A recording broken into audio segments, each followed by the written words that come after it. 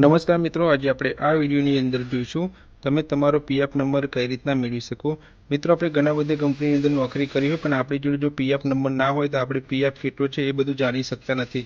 તો ચાલો આપણે આ વિડીયોની અંદર જોઈએ આપણો પીએફ નંબર કઈ રીતના શોધી શકીએ। તો ચાલો શરૂ કરીએ। સૌપ્રથમ તમારે ગૂગલ ક્રોમ બ્રાઉઝર પર આવી જવાનું છે। તમારી જોડે મોબાઈલ હોય કે ફોન, અહીંયા તમારે મેમ્બર હોમ એવું સર્ચ કરી દેવાનું છે। સર્ચ કરશો એટલે પહેલી વેબસાઇટ આવશે મેમ્બર હોમ લખેલી, એની પર તમારે ક્લિક કરી દેવાનું છે। અહીંયા તમારે નીચે તમને જોવા મળશે નો યુએએન, તો એની પર તમારે ક્લિક કરી દેવાનું છે। ત્યારબાદ તમારે નીચે લખેલું ગેટ સ્ટાર્ટર પર ક્લિક કરવાનું છે।